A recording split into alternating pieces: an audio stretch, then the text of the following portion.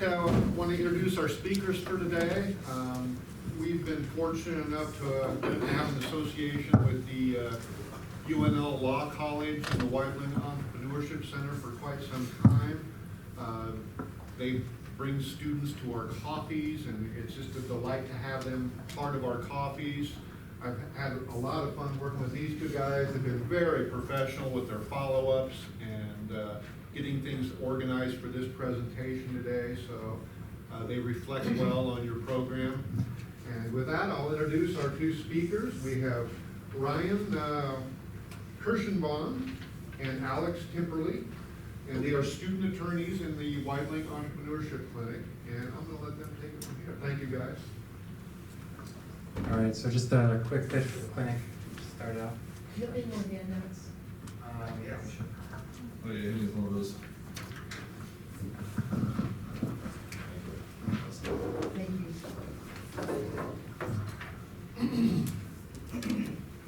you.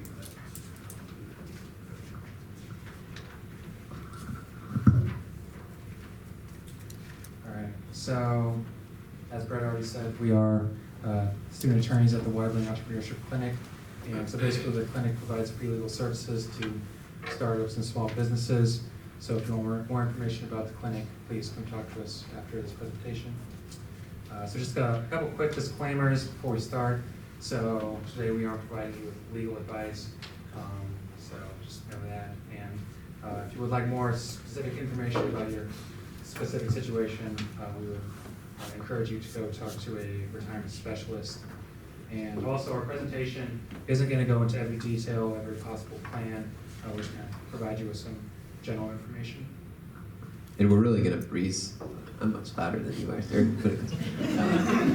We're going to breeze through it, really are, because not to say that tax isn't interesting, but you know, when you come to these presentations, often there are much more interesting things than tax. But we're going to try to make it as interesting as possible. We don't have toast like Stacy did a few weeks ago.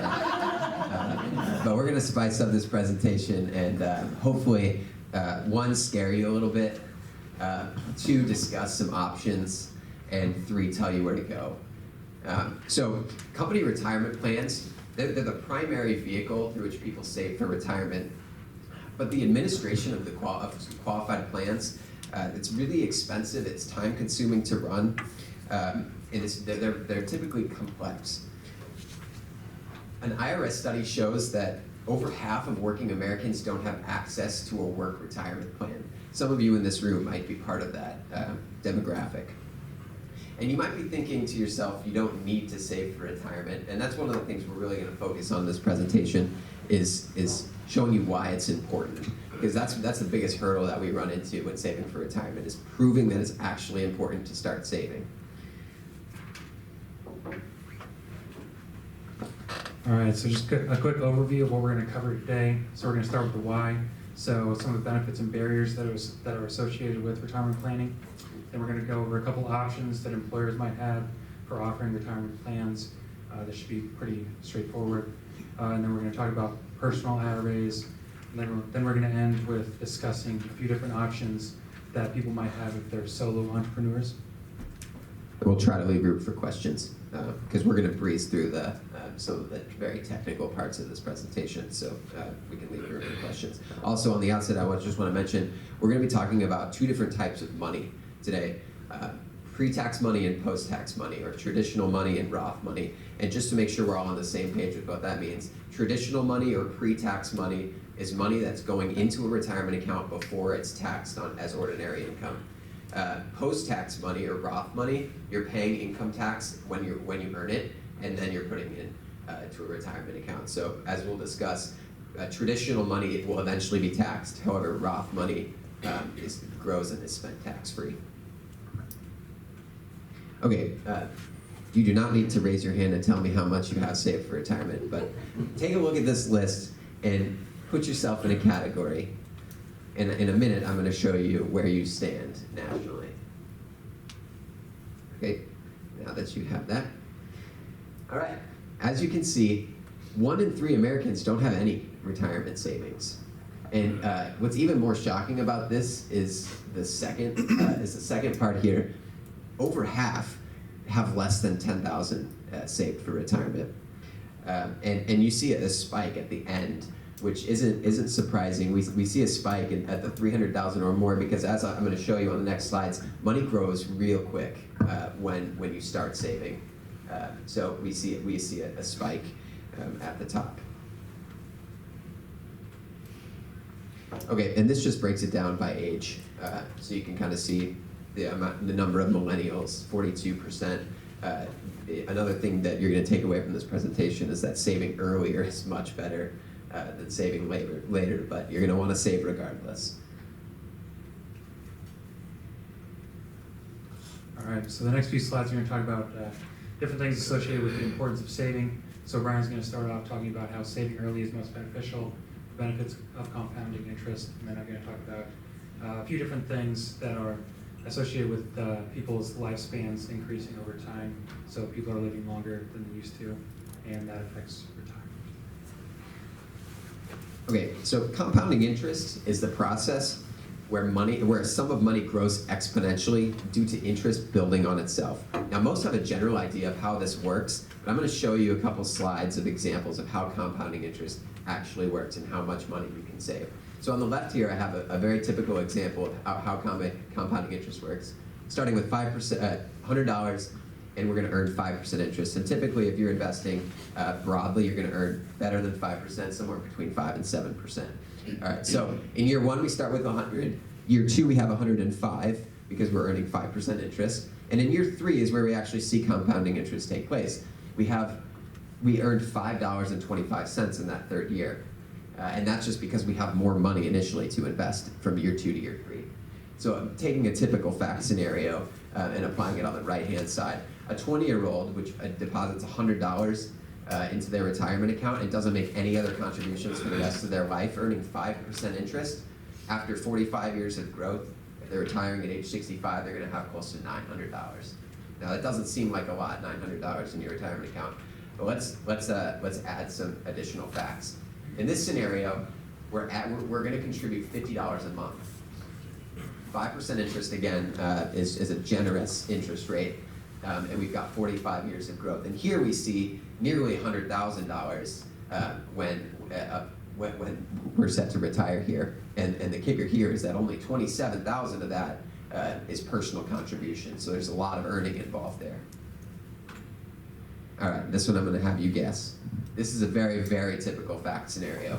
All right, the average 20 to 24-year-old earns $32,500 a year. If I'm 22 years old, I just took the middle of that, and I contribute 3%, and I get a dollar-for-dollar match up to 3% from my employer. So my employer is going to match 3%. So I'm contributing $975 annually, and that's just from me, but I'm actually getting double that amount of benefit because my employer is also contributing. And if I'm retiring at 65 years old, 43 years of growth, does anybody have a guess at how much I'd have in my retirement account based on these numbers? Around 200K? Impressed. It's actually $280,000, roughly.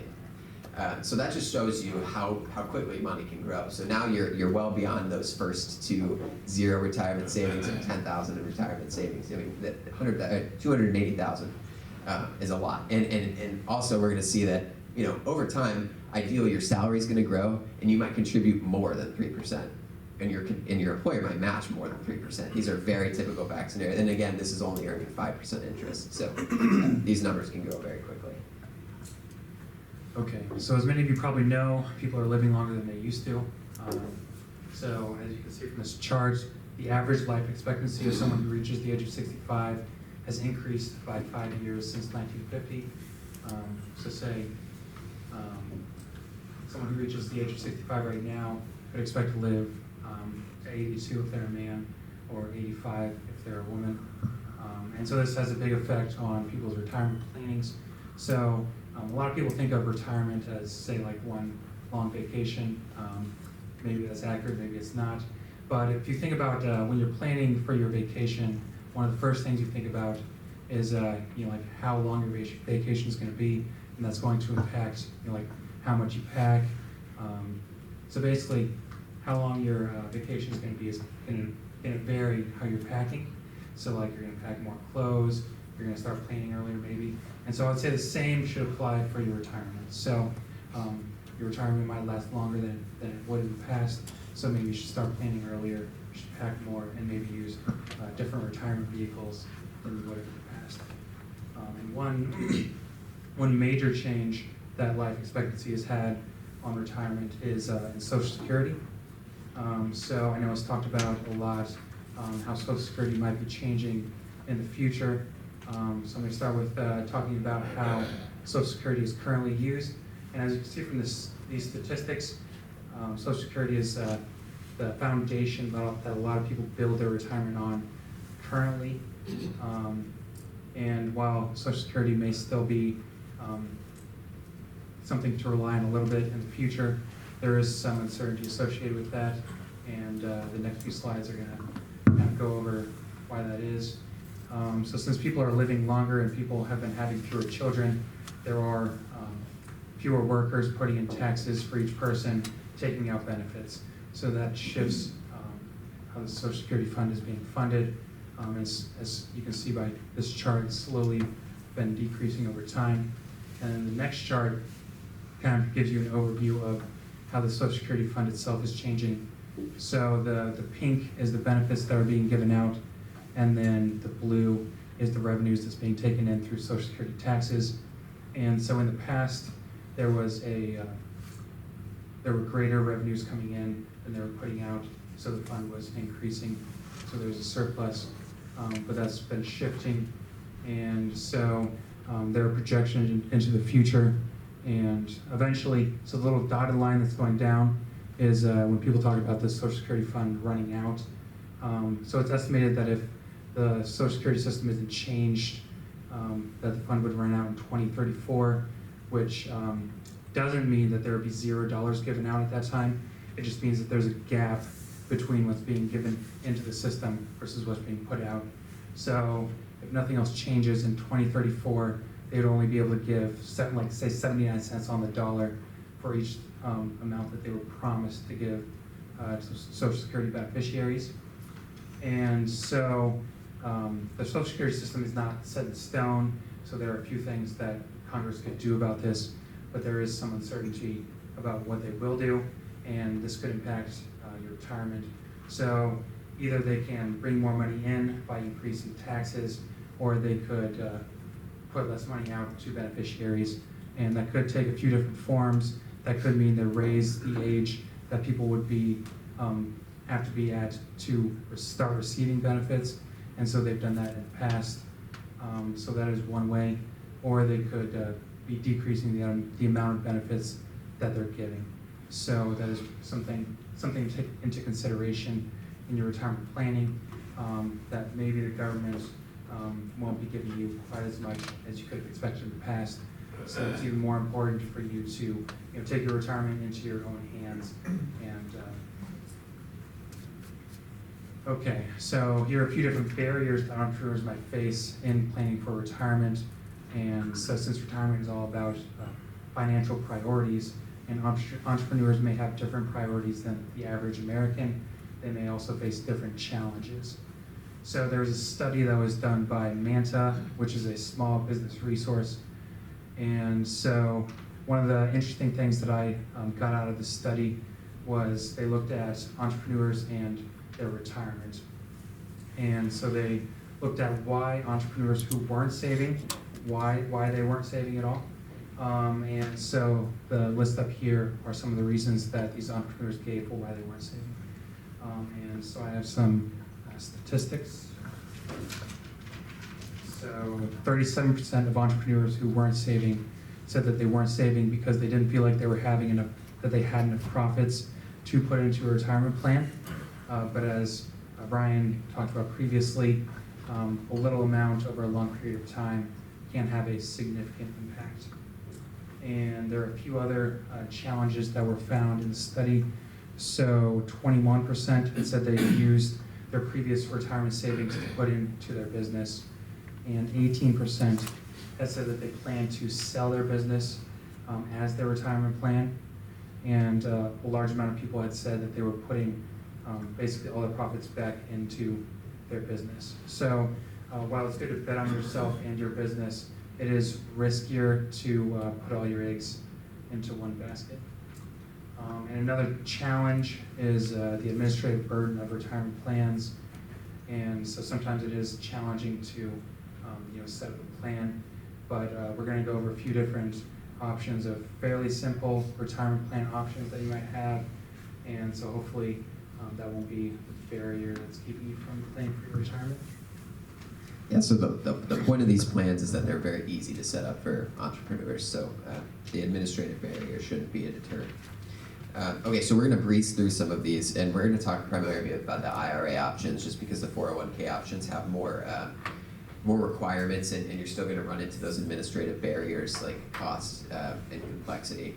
All right, a simple plan. A simple plan you can set up for yourself. If you're a solo entrepreneur, you can set up for your employees. And you must set it up for each eligible employee. And an eligible employee is an employee that's earning over $5,000 in a given year. Contributions are a must in simple plans. So if your employee decides to contribute, and if you are the employee, then it's just try to think about it that way. If your employee decides to contribute, depending on the option you choose, either matching or non-elective, you're going to have to contribute as well as the employer. There are two ways that, two contribution methods. One of them is matching and one of them is non-elective. I'll go over what those mean. Some of the other requirements, there's 100 employees. You must have less than 100 employees. I think most people in this room have less than 100 employees, but you never know. You can have rapid growth. There is a limit as far as how much you can deposit in a given year. As an employee, you're limited to $12,500. And that's just for the employee contribution. So if you're matching that or you're receiving a match, you can contribute more than that. And there are two options within a simple. You can either do a matching contribution, and in a matching contribution, that's where you must contribute if your employee decides to contribute. And that's a dollar for dollar match up to 3%. That's how matching works. A non-elective contribution, doesn't matter what your employee decides to do, you're going to contribute 2% to each eligible employee. Some of the benefits. And the employers can deduct it in the year that the fund, in the year that you deposit funds into the account, and the employees can exclude it from their contribution, exclude their contributions from gross income. And you're not paying tax while it's earned. So I say accrues tax-free. You're not paying tax every single year on it, like you would be with a bond or something like that. You're gonna pay it at the end, because another one of the, I think I call it a limitation here, is that you can't do a simple Roth. So the money in simple plans is going to be pre-tax money. It's going to be a reduction in your salary. You're going to receive less on your salary, and then you're going to pay tax when you withdraw it later on. It's not free. It's not free. It's not tax-free. It's not tax-free. Nothing. I don't think anything's tax-free, unfortunately. But tax deferral is really important too. And so you will pay tax on it, but later on when you withdraw. And also rollovers. You can roll simple plans into new simple plans, because a lot of times with entrepreneurs, you're dropping one business, starting another. The rollovers are fairly easy. However, if you want to roll it over into a Roth account, you can do that, but you're going to pay the tax on it. You're going to pay the tax the minute you roll it over. And then it becomes post-tax money. Some of the other benefits, you get a possible tax credit. You can make catch-up contributions if you're over 50, that allow you to go over the contribution limit. And the employees can typically choose the financial institution, which is really important. I'm going to talk about that with IRAs. And then quickly, how you set this up. You just access the form on the IRS website. That's one way to do it. Another way to do it is your financial institution will just provide you the form. It's really easy. It's actually just an agreement with you and your employee, or yourself if you're a self-employed individual. You just sign the document and start contributing. It's really easy. You don't have to file. If you use the IRS form or you use a financial institutions form, you likely won't have to file anything with the IRS either. You start making your contributions. Okay, now I'm going to talk about SEP IRAs. So in a SEP IRA, it is employer contributions only. So unlike the simple plan that Ryan talked about, where there were employee contributions, there are no employee contributions in SEP IRAs. So it works like a traditional IRA.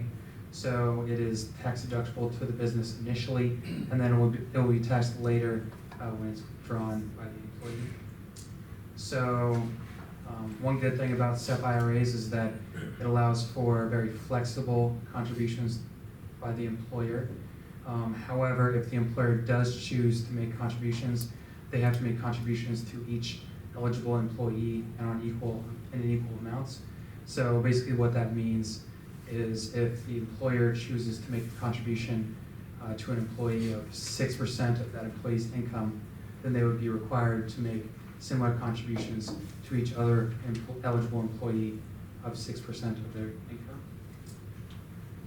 And so there is no employee limit, and the contribution limit for each employee is fairly significant.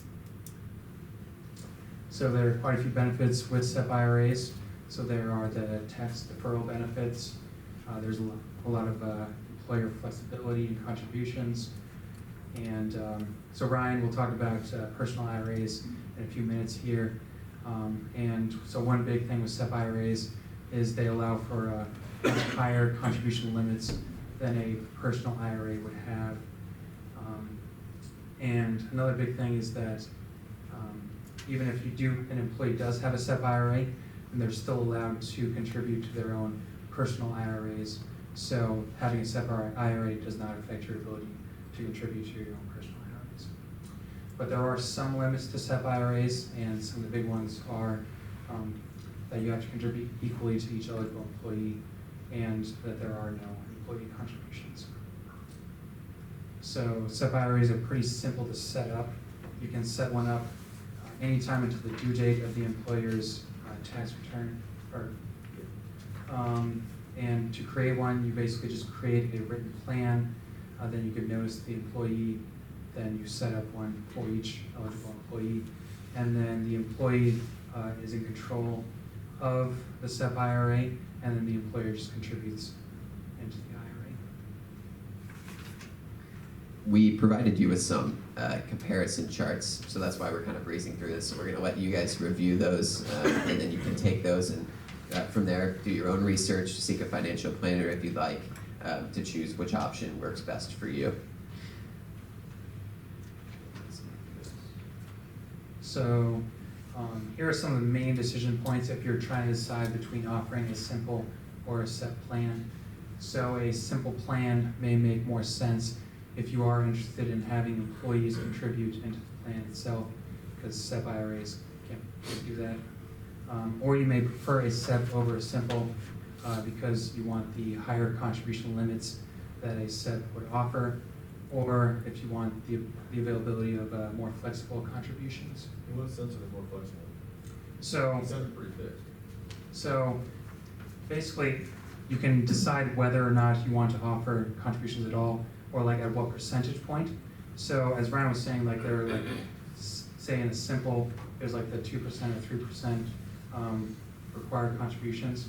Say with a SEP, you could like not offer contributions at all for like 3 years, and that would be fine. Or you could offer, say like 2% to each eligible employee for 1 year, then you could offer 6% for each eligible employee the next year. So each year you decide whether or not to make contributions and at what percentage of each employee's income.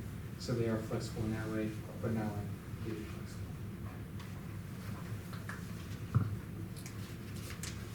Thanks for the slide. All right, and really quickly, I'm going to talk about IRAs because while you can contribute to one of the plans we just talked about, both options allow you to have an IRA, and even if you decide not to opt for a simple or a SEP, we'd recommend you consider an IRA. So IRAs are tax advantage plans. Some way or another, there's going to be some tax-free growth in there. We have traditional IRAs and Roth IRAs. You set up the plans on your own, so nobody's gonna set up an IRA for you, like an employer situation. You're gonna have to go to a financial institution and start an IRA on your own. You get to select the financial institution and the individual investments. So one thing that's really important with the simple SEPs and IRAs is you're going to want to be careful of the fees that you're paying to administer these plans. You can simply ask what they charge, what the financial institutions charge, but it's a question you're going to want to ask and compare when you're selecting a financial institution. The fees can be incredible long term when thinking about long term growth. So you want to make sure you're aware of the fees. You can have traditional accounts or Roth accounts as far as an IRA goes. And you can contribute to both, like I said, but you must meet the limitation requirements within each of the plans. And it's managed like a brokerage account. So I just mentioned that you can select the individual investments you make. You can choose to invest in Apple, your entire retirement account in Apple. You can choose to invest in a mutual fund or an ETF or something like that. You get to choose the types of investments that you make within IRAs. And if you're married and filing jointly, did I talk about the contribution limit? No, the contribution limit is $5,500 for IRAs, $6,500 if you're over 50. If you're married filing jointly, you can contribute $1,100 or $11,000, and it doesn't matter who earned the income. It's very important. Some of the benefits, I put this as a benefit and a limitation, taxed when distributed, because it really depends on what the income tax rate is at the time you're paying. In some situations, it might make more sense to have a traditional account. In some situations, it might make more sense to have a Roth account. In the next slide, I think I have a comparison chart to show you. It just depends on the interest rate at the time you're paying tax. Some of the other limitations, you can deduct contributions into an IRA, not a Roth IRA, but a traditional IRA. And you can do tax-free rollovers between traditional accounts. Again, if you're transferring from a traditional to a Roth, you're going to pay the tax at the time you make that transfer. Some of the limitations, again, tax when distributed, you have the $5,500 limit.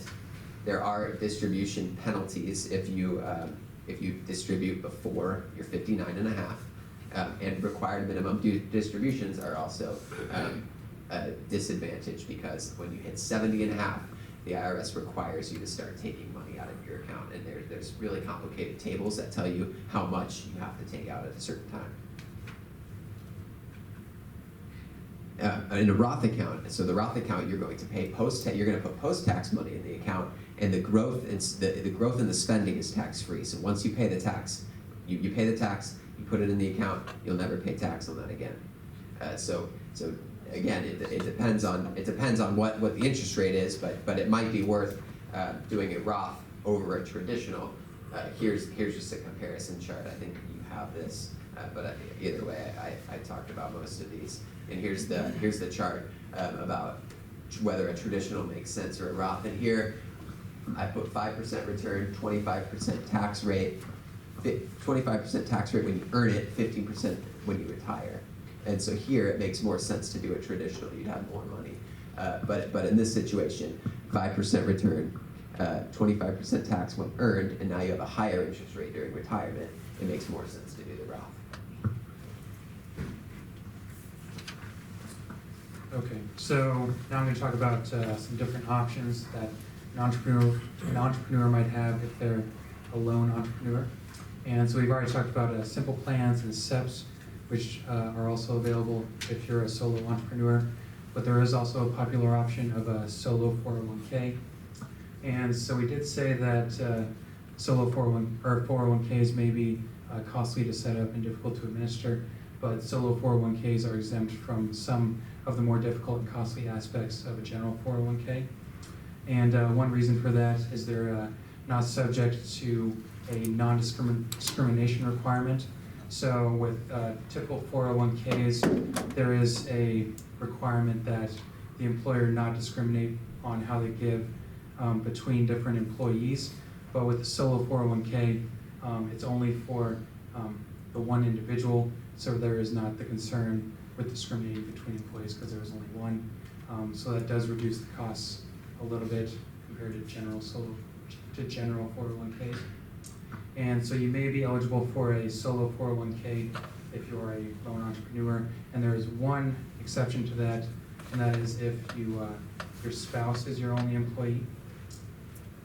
So there are a few different benefits that a solo 401k might have, and that is the high contribution limits of a 401k. There is also the option to take out a loan for yourself from the 401k funds, and there is also an option to have a Roth 401k. And so I think you also have this comparison chart, and so it gives you the different options you might have if you're a solo entrepreneur. And I guess just remember that you can also have your own personal IRAs on top of these. different options. So a solo 401k might make sense for you compared to the other options. Say if you're interested in the Roth option of a solo 401k, or the loan option, or if you're looking for the high contribution limits of a solo 401k. But a simpler SEP might make sense if you're looking for more ease of administration, or I guess if you're looking to add employees in the future, a solo 401k may not make sense. So I wanted to keep this to a half hour, and pretty much did. In sum, really, it doesn't take a lot to start one of these plans. So we encourage you to just be thinking about some of these options. And from here, do your own research, seek a financial planner. We all know that we're going to get older at some point, and you don't have to be financially strained when you're older. With proper planning and diligent saving, you'll be able to build up a nice amount for retirement. So with that, we'll take questions. On the income limits for the Roth IRA, as a sole proprietor, is that your gross income? Taxable income? Net? It's going to be your gross income. The business's gross The income. business's gross income, yeah.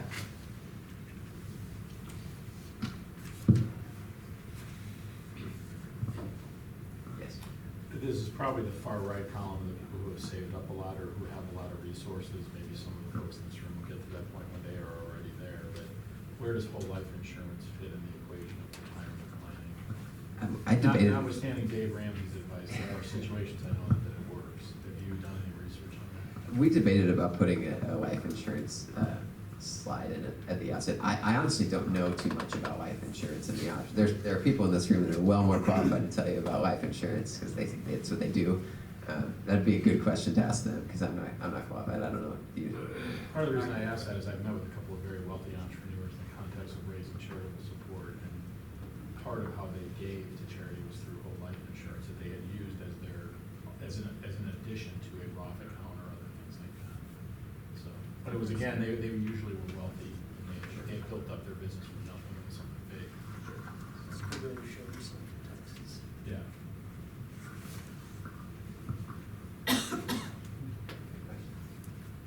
Are there any ways that entrepreneurs can get in trouble with a retirement account? And what I mean by that is that we see it fairly common where people, primarily because of ignorance, don't file the proper taxes at the end of the year, and they get in trouble, and then they have to pay back taxes and penalties and everything else. Is there any way that some solopreneur can get in trouble on a retirement?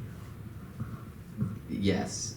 One thing I think I'd put in the slides, but I didn't mention, is that there are fairly significant tax consequences if you make wrong decisions. So that's why we would. But the good thing about a simple and a SEP is it's hard to make a wrong decision because they're so easy to administer. The wrong decisions come, like for example, the required minimum distributions I talked about. There's a fairly significant penalty if you forget after you're 70 and a half to take those. And additionally, there are significant penalties if you withdraw early before 59 and a half. So those are things you're going to want to know before you start administering one of these plans for yourself or your employees. You're going to want to make sure you know the rules that are really going to, take a 10% penalty and make it into a 25% penalty or even longer than that. And then one of the things that you reminded me of is with an IRA, you can use it sort of like a savings account because you can withdraw the contributions that you make tax-free and penalty-free. So the only thing that you cannot withdraw is the money that's earned within the account. So if you're contributing to your Roth IRA, you've got a lot of cash value in that from your personal contributions, you can withdraw that sort of like a savings account. So in the event that you make the decision to contribute too much, you kind of may accidentally contributed more, and now you don't have a lot of cash on hand. That's one way you can withdraw that, and you don't have to pay any penalties. I will say that when I owned part of a small business, we started a simple plan for our company and employees.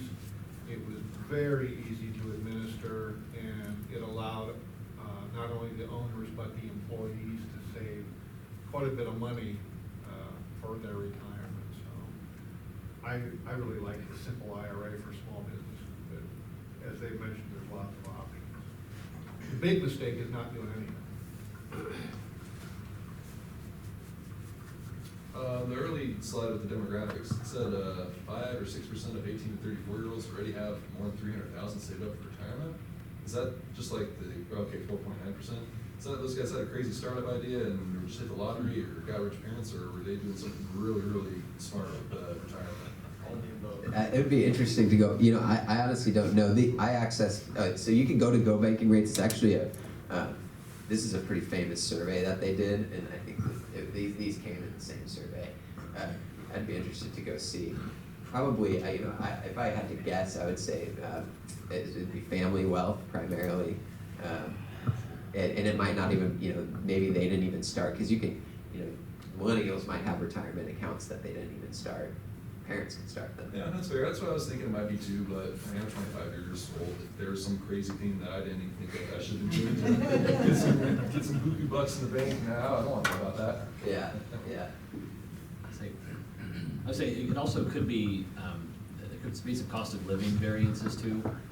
In the larger cities, you might have folks between 25 and 34 who are making good money out of professional school or in business, and could kind of get to that level. You're not talking about too many 18-year-olds that are up there. I'm guessing they're closer to 34. One interesting statistic I didn't point out. So the life expectancy for retirees. So once you hit the age of retirement, 65, the life expectancy is 85 years old, and the average retirement age is 63. So there's 22 years that you're going to have to budget for retirement, and budgeting for that 22 years will depend on the state you live in and depend on what you spend. If you're a lavish spender, if you really like Black Friday shopping, that all of those are factors. But does anybody, on average, have any clue how long $1 million in Nebraska will last you in retirement? Because it's hard to set, it's hard to just say I want to have this much in my account by the time I retire. It's really hard because things change. Health could go downhill. Depends on how much you want to take out every year. That's right. Yeah, so that's. On average, So 20. 23 years, 10 months. So Nebraska is actually a decent place to retire, because $1 million is going to last you. I said 22 years you're budgeting for. 23 years, 10 months is on average what you can live with in Nebraska. So maybe $1 million is a good number to set your goal. It's a good goal to have in Nebraska, at least. Yeah. You just mentioned somebody may have set it up for their kids. Yeah. So I can start one in my kid's name when Yeah. he's 8 years old? Yeah, you can start. I don't know if there's a minimum age, but I know that you can start it before you're 18. In his name, or it'd be ours and he's a beneficiary? That's a good question. Whose name you started in, or there could very well be a trust or custodial account, or, a custodial account involved. Somebody might know the answer to that in this room. That's a great idea.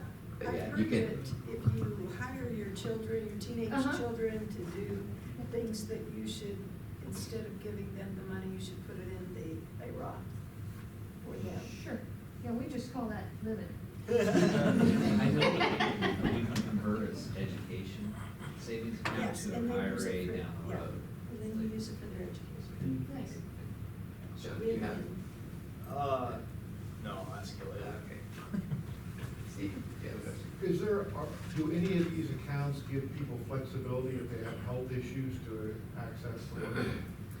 So for sure your IRA, and I'm not sure if a simple or if a set. See, I think in a solo 401k, you can take out so you can take out the loan to yourself from a 401k or a solo 401k that could kind of be used for that, I guess. And that's, you can borrow up to $50,000 or 50% of the account value, whichever is less. But I mean, there are kind of a lot of restrictions with how those loans are done. So I think there are some plans that are kind of flexible. I know with the Roth, you can take money out. Do you have the traditional IRAs? Traditional, as long as it's your contributions. Yep. Can't withdraw earnings.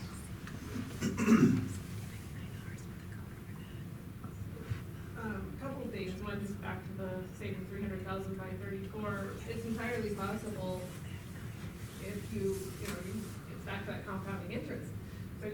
saving right when you start, and you're saving 50% of your income, and really, you can easily retire early, so, the financial independence movement, if you look into that, will tell you a lot about that. My question is, when you actually go to report, like on a simple as step, when you're doing your taxes, what's that reporting requirement like? On an annual basis, I'm not sure. So I'm not even sure if you do report, if you do report that on an annual basis, for a simple or a set. There must be You're gonna- something, so you can tell them you're not paying taxes. Well, right, because you're gonna exclude it from your, I mean, but you're not, as far as filing one of these form, or one of the forms that I talked about later, you're not doing any of that, but on your income tax return, there's potentially a line where you're gonna mark how much. Reduces your adjusted gross income. Yes. Yeah, I think we came out of the Schedule C. And it would show up, if you're paying yourself a salary, it would show up on your W-2 at the end of the year. And then you'll get a 1099 from the institution that shows you the growth, I believe. Although it's tax-free, so you don't have to. Yeah. You may not get a 1099 now that I think about it. Yeah, especially If you're a company though that you have a payroll and you're pulling it out of payroll, it'll definitely show up on your W-2. Thought I saw one more hand. No, that was really simple. So Mike, on the solo 401k, that can't be self-administered. Do you have to have a financial person, whether it's a investment person or a bank or whatever, do they have to administer the 401k for you? So I think you would go through like a financial service, but I think it would probably be cheaper to administer than a typical 401k. I can't speak to exactly how much that would cost. You can't hold it yourself, it has to be a trust, it has to be someone that oversees that. So you got that almost on? Yes. So then you pay them and you pay for the mutual fund. The thing I wanted to throw in real quick, just from personal experience, they mentioned diversification. I'm begging you, if you have a retirement plan, to have it well diversified in different investments. I was an employee at Tier 1 Bank when it went under, and there were employees at the bank that had most of their retirement savings in bank stock, and those people were devastated by that closure because the stock went to zero. Okay, so diversify, don't put all your eggs in one basket is a great piece of advice. And if you have your own company and you issue stock, and that's an option, make sure that you and your employees aren't putting all of your money into the company stock. What investments can't be in an IRA? Because I had somebody ask me about Bitcoin the other day. There's a Bitcoin IRA. Is there? We were talking about that before, yeah. Where they bought Bitcoin when it was like not even barely a thing. I mean, this person has a lot of them now. Yeah, I think you can move it over tax-free to your IRA, just the same as anything else, but. They were just talking about it 2 days ago. Sorry, No. That's why I asked, it was actually, I was thinking about Bitcoin. No property, No property. cash contributions. Other questions for Alex and Ryan? You can ask us after the presentation.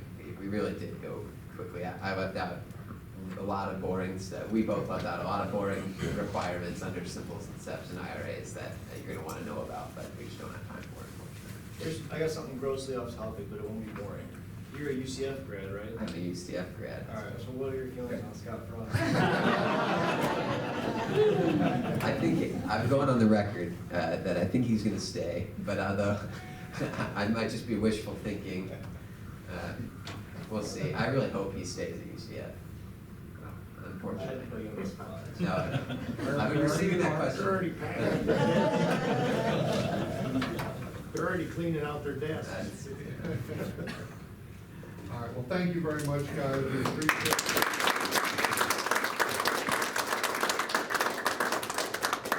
You're welcome to